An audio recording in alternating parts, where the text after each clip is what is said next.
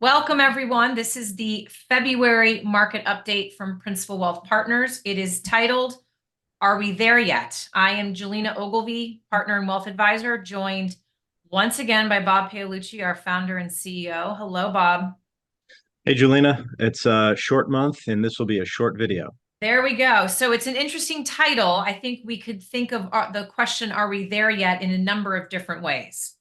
Agreed, right? So, are we there yet with peak interest rates and are we cutting? Mhm. Are we there yet with inflation? Is inflation low enough for the Fed to validate a cut? Are we there yet? Are we back to our all-time high of client net worth? Are the markets finally back to where they were? So there are many things that can be applied to that question. Are we there yet? And we'll talk through them. So I guess let's get started. And I think as we have in past videos, we once again need to start with the Fed. We have been very obsessed with Fed language over the years, given their transparency of what they think is going on and really their role in the return of the markets as well. I think this is an interesting visual of their statement from their January meeting, which I think had a lot more change than maybe they have in the past. Yeah, we put this up here for a reason because we have listed these very basic statements from the Fed in past videos, and we did it to illustrate that, over the past year and a half or so, there have been minimal changes to the language of the Fed, pretty much from 2022 all the way to late 23. There were minor red lines. It was just the same cut and paste statement, change a word out, maybe change a sentence. This time, however, you could see the amount of change. So the black is really what was left in the statement, and the red, the red is the change, and the red line is the omissions. So that's what was deleted.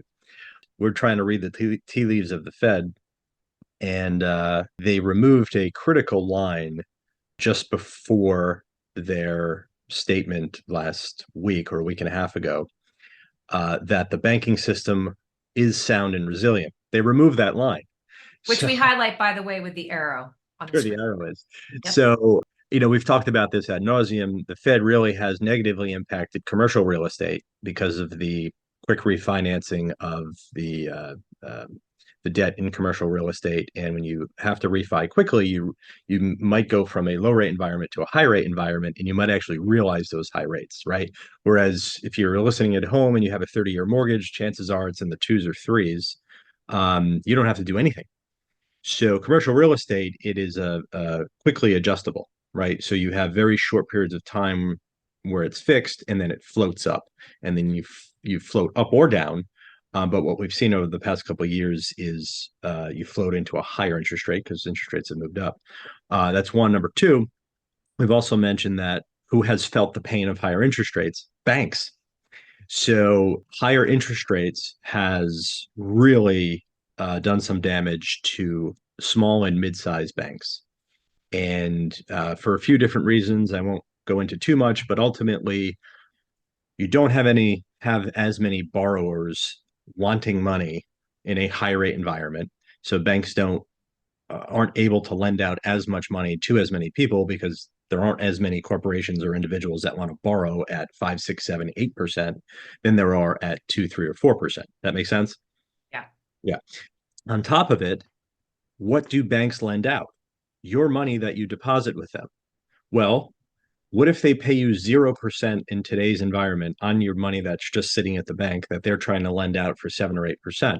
Chances are you're going to pull it, or we're going to tell you to pull it because we can get you in our money market through our custodian about 5%, and that's all in short-term treasuries, right?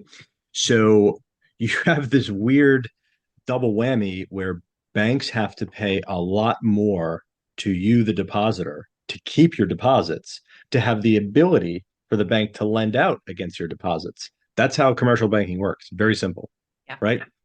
So I find it ironic that New York Community Bank, the week of the Fed meeting, announced that they had to cut their dividend all the way down to almost zero.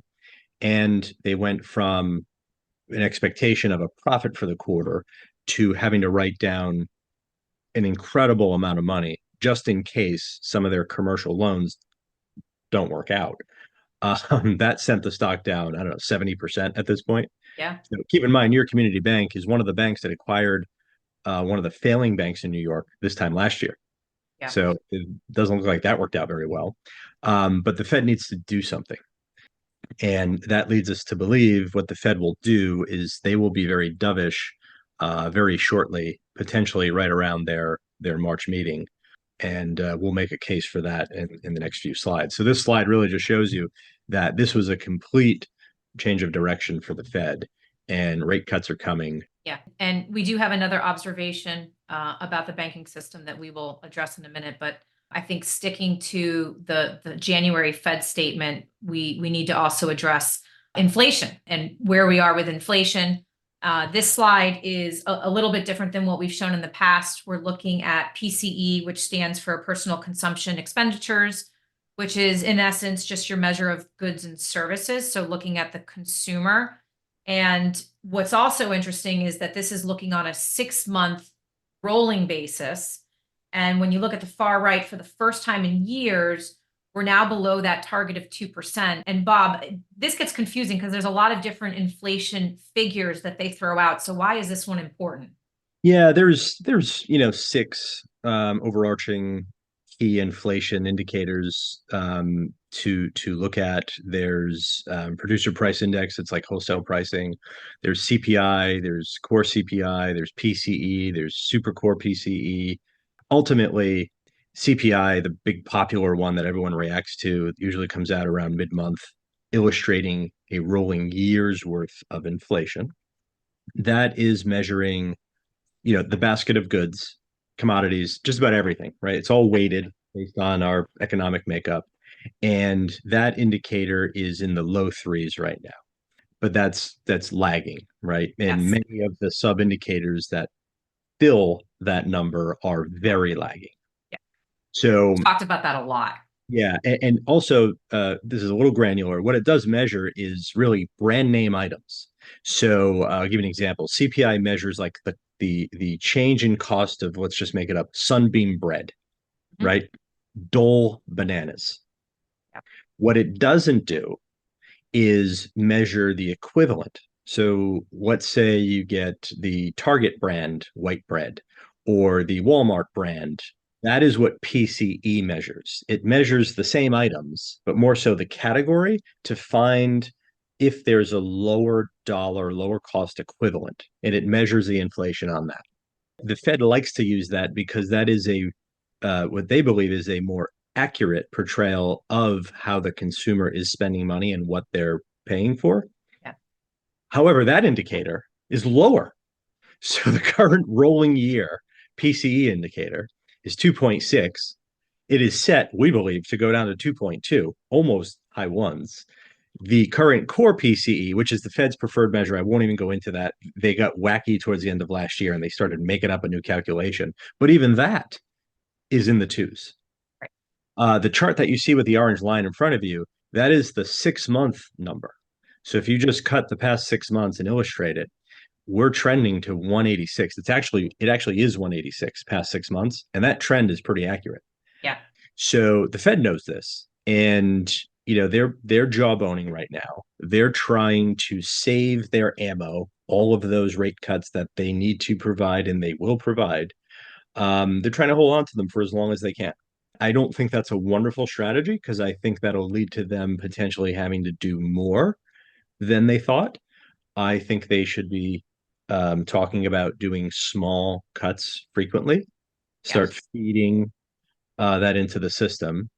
But we shall see. The reason why we put this chart up is because at this last meeting, the Fed anchored on we're going to do what inflation tells us to do. Mhm. And we're looking at it saying, well, are you paying attention? So Let's take it one step further because we talked about how some of this data lags. So what happens when we look real time? yeah. So it's the same data, right? The same makeup, the same weighting. that goes into the government's CPI calculation and PCE calculation. But this is just using live data, right? So look at the Zillow housing index today.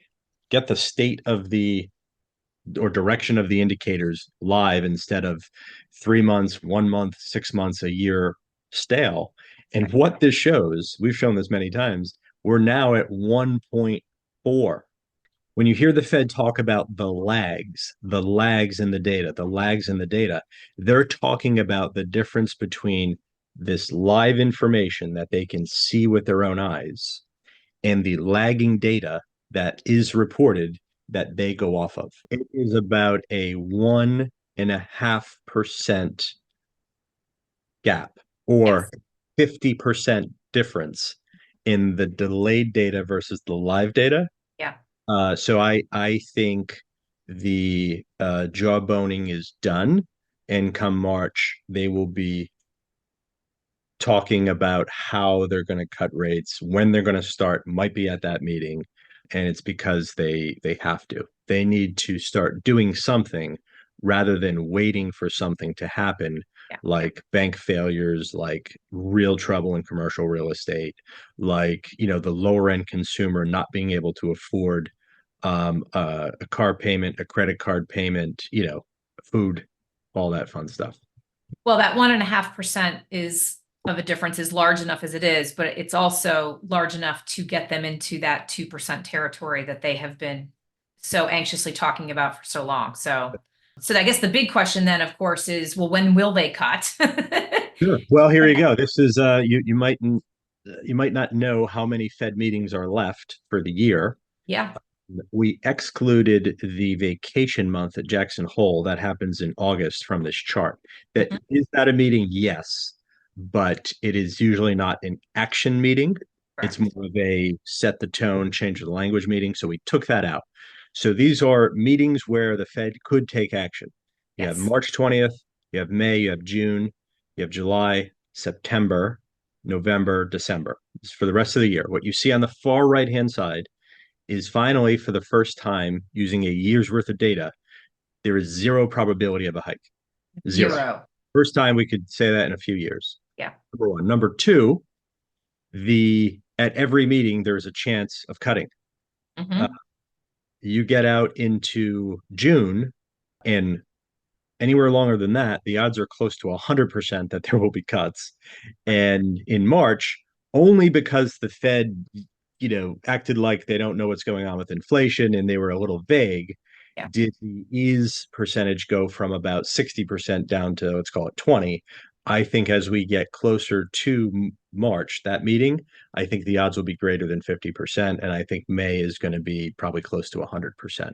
So and one of the reasons you're suggesting that, Bob, is because this data continues to come out. They have a report coming out next week as an example that will continue to update this lagging data. Exactly. And you look at the November meeting, I would take that right off the table. That's an election meeting. I don't know that the Fed wants anything to do with that meeting when it comes to taking action. They might not even speak for the first time. They want to stay away from politics. That leaves not too many meetings to take action. So again, our view is if the Fed doesn't do anything in March, at some point this year, there will be more than a 25 basis point cut. They do have to deliver something. So I would hate to see them do that because then it sets the expectation. It's like giving a kid a bag of candy instead of two pieces of candy. You give a bag, then the expectation is next time you'll give a bag. I think a prudent strategy of frequent but small cuts is the right thing to do, sends a very good message. I think anything other than that potentially could become a policy mistake. But then what's at stake? Well, the market's going to love it. But let's get away from the Fed cutting below room temperature interest rates. Sometimes I think these market cycles are created by Fed mistakes. They do too little, they do too much. How about just do what's right? It tends to be that pendulum going to an extreme, having an extreme reaction and then having a reverse course. And we want to avoid that. Keep in mind, we lived almost 20 years at zero interest rates. The reason why the economy is resilient and people have a large net worth, we lived in a zero rate interest environment for 2 decades. On a ZERP, Yeah, right, exactly. zero interest rate policy. Zero interest rate policy. So that's why the economy is resilient. It has nothing to do with short-term policy change. It has everything to do with monetary policy, creating a lot of money, which creates a lot of wealth, which creates a lot of spending and consumption. Let's not get back to zero. Let's get to a low rate that we can live with and tolerate. Okay. No, that's great. And I think one last point on the Fed is there is an observation that we've been looking at and keeping an eye on that candidly we haven't really seen talk through the media, which is this bank term funding program that began last year, basically in response to the bank runs, right? We talked about, the failure of Signature Bank and Silicon Valley Bank. And this was in response to offer liquidity and loans to these banks. And there's an important message here on what's upcoming. Yeah, this is a chart of a mistake, is what you're seeing right here. So a year ago, because of the new high level of interest rates, a lot of the small and mid-sized banks were becoming unstable, right? Why? Well, the root cause was, generally speaking, they have to now pay depositors a lot to hold on to their money. They don't have a whole bunch of borrowers at those high rates. What the bank does with those dollars is they buy treasury bonds. Because interest rates went up so much, those treasury bonds have come down in value. And banking regulations say, well, you have to daily report your net assets. Even though they are guaranteed government securities, if they're down in value, you have to report the down in value. So even though if they hold them to maturity, they're going to get their money back, guaranteed. It's just the way the regulations are written. Well, many banks that owned hundreds of billions of dollars of treasuries saw about anywhere from a 10 to 15% decline because rates went up, prices went down. That created a shortfall at many banks. And wouldn't you know, that's what caused banking failure last year. Right. So what the Fed had to do to send a wave of confidence and also extend some money to the banks if needed, they created a credit line. It was called the Bank Term Funding Program. So, you can come and knock on the door of the Fed if you're a bank that needs money, and you could borrow a very large sum of money. The Fed has issued $162 billion in loans as of the time that we pulled this, which is last week. Right. In less than a year. In less than a year. Yeah. And now they've announced that effective March 11th, they're ending this program. They announced this before the most recent New York Community Bank issue popped up. The Fed does have a way of not backtracking. They won't say, well, we've extended it a little while longer. They end up just making a decision. They never backtrack. And then they'll solve any future problem with a new solution, which I find bizarre. So, Bob, what's their option, you think? So I actually think, so the Fed right now is doing something outside of, moving rates higher and now potentially lower. Right. They've done something silently called quantitative tightening. What is that? What's the opposite of quantitative easing? What is that? Well, in 2009, QE began, the birth of QE. What is that? The Fed, to provide liquidity to banks, they were going to the bank saying, hey, we will buy all your government issued debt, all your treasury bonds from you at par value. We'll give you cash, you give us the bonds, and we'll hold on to our own bonds. Okay, well, that's interesting. That liquefied banks. Banks need liquidity. Why? Well, because they got to give you liquidity. If you want to borrow money, if you want to buy a car and finance it, if you want to buy a house and finance it, you want to build a building, you need a business loan, they need money to lend. When they have bonds that are frozen or down in value, those are not liquid. The Fed became the liquidity provider for all banks.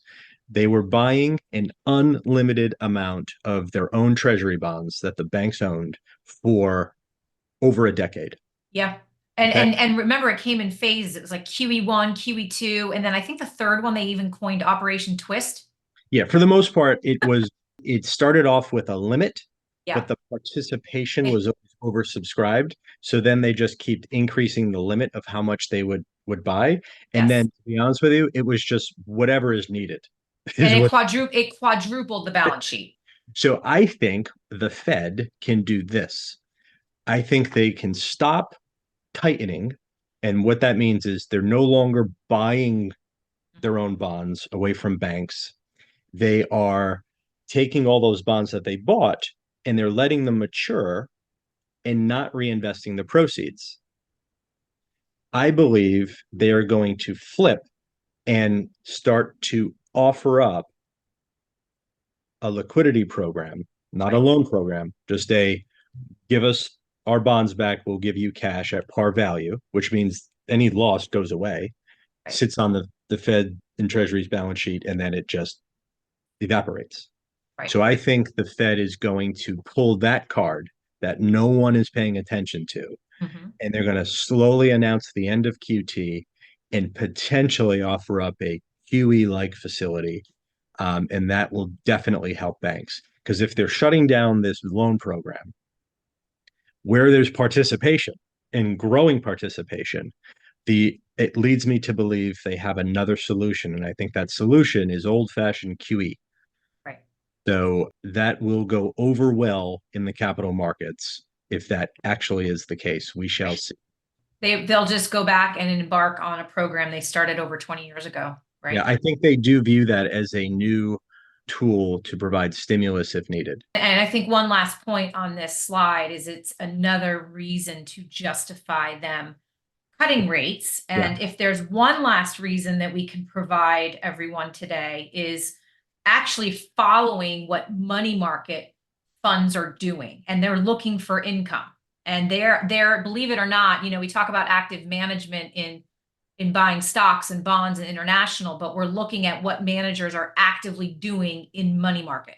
Yeah, great point. So you've all heard about the stock market and the bond market. There's actually a money market. And it's quite large. It's enormous. It's enormous, right? So as of today, there's approximately just shy of $6 trillion in money markets, in the money market. Let me define it for you. The money market is a bond market with maturities of 12 months or less. That's it. Right. So what you're seeing here is reverse repo. That is Fed overnight rates. Money markets and banks are able to get the stated overnight rate from the Fed with no maturity, meaning, you don't have to keep it in like a CD for 6 months to get that rate. Banks and money markets can go direct to the Fed and they can get it overnight, daily, overnight. Exactly. And it only changes when the Fed cuts or increases rates. That makes sense, Julina? Absolutely. So there's literally no maturity. I guess it could register as one day, but it's completely liquid and it's without limit. What you're starting to see with money markets is they see the Fed cutting. And if there's one group of professional asset managers you want to trust with short-term direction, it is the money market managers. Correct. So what they're doing is you're seeing this decreasing amount in overnight assets. Why? Because it's moving into 3 month and 6 month and 9 month and 12 month. Why? Because these money market managers want to hold on to the highest rate they can for the longest amount of time. The money markets are rolling out their paper and adding length and duration because they see the short end coming down quickly. It's the only reason why they would ever do this. So here you actually have not gambling odds, you actually have money betting on significant sums of money betting on rate cuts. The amount of money that has moved from overnight rates into 1 month, 3 month, 9 month, 6 months, so on and so forth. It's only, $2.5 trillion. It's a staggering number. Crazy. Yeah. So cuts are on the horizon as planned for by these money market professional investors. Hopefully we can help the listeners understand why we think the cuts are coming sooner rather than later. Yeah. And I That's think not enough evidence. I don't know what to tell you. Yeah. Well, as always, we will continue to update on these reports as they come out. But I think another theme that we continue to share is our optimism for the markets in general. We've talked about this over and over again, especially in January, our theme for this year, talking about increase in earnings. And this is an update on where those are. We're looking at two things. The red is looking at the forward earnings, and the blue is the actual earnings, both of which are driving higher. Mhm. Yeah, what you see here is, I mean, the predictability of this is high. The information comes from the CFOs of publicly traded companies who it's in their best interest to not lie about their projected earnings, and the analysts who are trying to read between the lines and set their estimates. What you see is it's highly correlated. What the companies say and what the analysts predict, earnings wise, not stock price wise, earnings wise, pretty accurate. There are usually little surprises. Does that make sense? Yeah. Okay, but there's something else you should see on this chart. It's that earnings continue to go up and to the right. Yes. So earnings keep growing. Mhm. And in prior videos, we've shown this chart and we've overlaid the stock market, the S&P 500, with it, Yes. highly correlated. You Yes, wouldn't know which one is which. They're so correlated. because earnings drive future growth and they drive future return. If earnings are up, stock prices are going to be up. That's just the way it works. Yes. So we're very optimistic because earnings look good and they're actually starting to look even better as you project out quarters in a couple of years. Okay, that's great. And I think if we are correct and we are in this early stage of a bull market, as we've discussed, one thing that we want to address is maybe more of an emotional bias is you start hearing the term over and over again that we're at all-time highs. Yeah, we should be.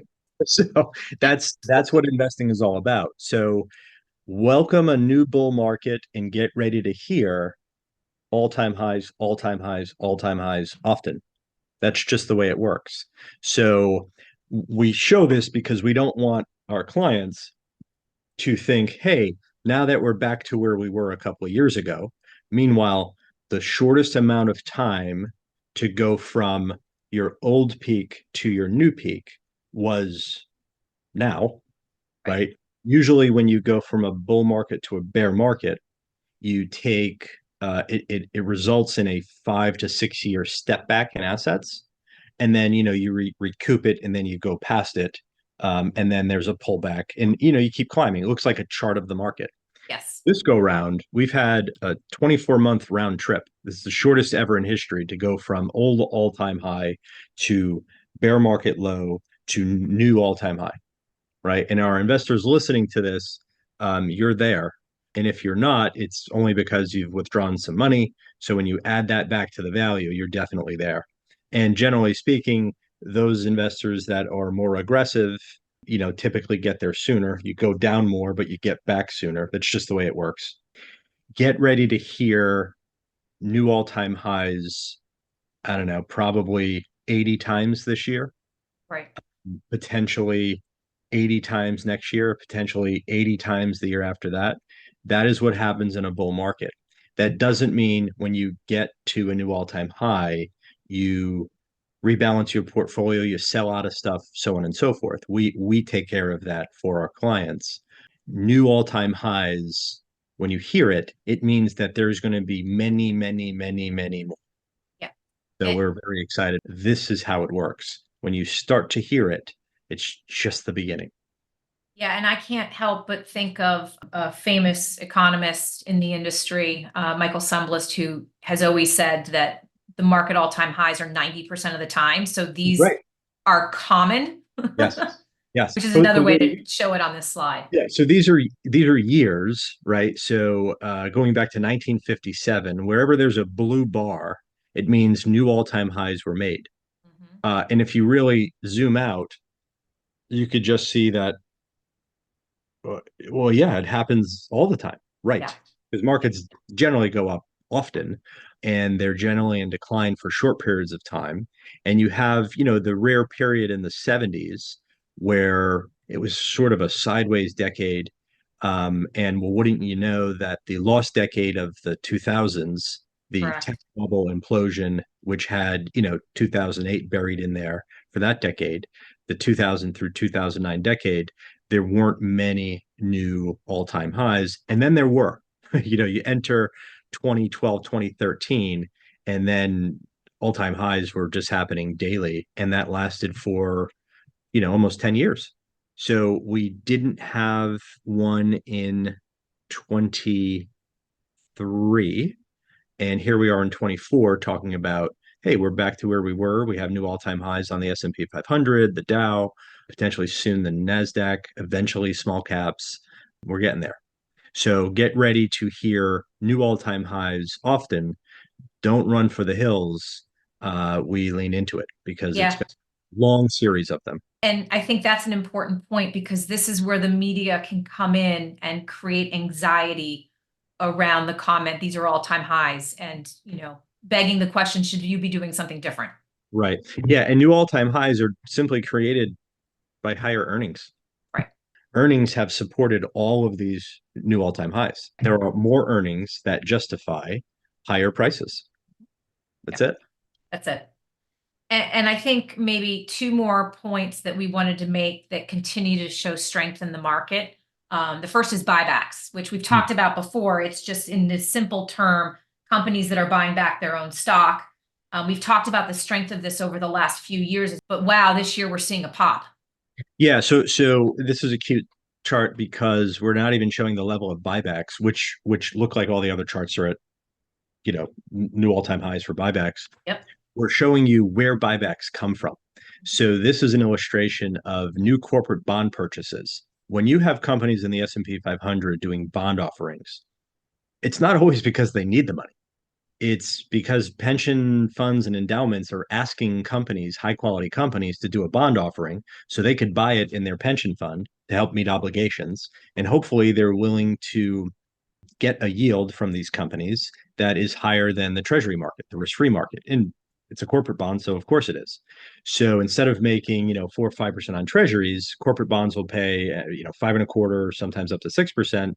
And pension funds are now making 1% more on that paper. So they will exchange cash for those bonds. Perfect example is Apple. Apple doesn't need money. No. But if you throw $100 billion at them, they'll probably do a bond offering for you for the next 25 years.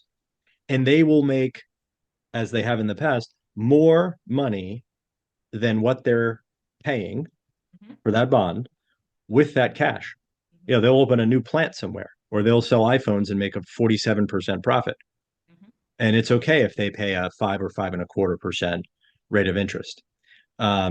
So this is new corporate bond purchases reached a record.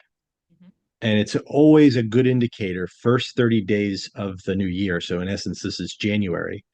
The old record was 2015. 2024, this past month, set a new record for corporate bond sales. Yeah. It does make stage of more to come. It does make sense because there's certainly more interest because rates are higher now. This money is what provides cash to corporations. And then in turn, the cash at corporations sitting on corporate balance sheets goes into increased dividend payouts, goes into share buybacks, and this is what fuels buybacks higher. And I think on your comment there about dividends, that's the last point we wanted to make about the strength of the market. And these dividends continue to increase, and that shows a lot of strength in the market.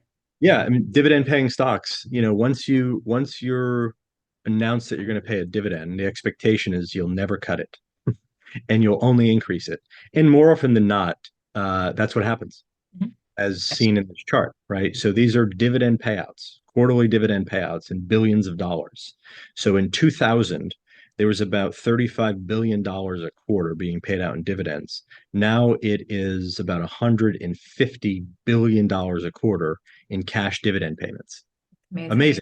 Yeah. Right? So you one of the pillars of our investment philosophy is we like to invest in companies that pay dividends and grow dividends and have the wherewithal to continue to do that for a long period of time, and or invest in companies that could pay a dividend and might pay a dividend and could sustain that payment for a long period of time. Why? Because it's very profitable, and dividends are a part of total return.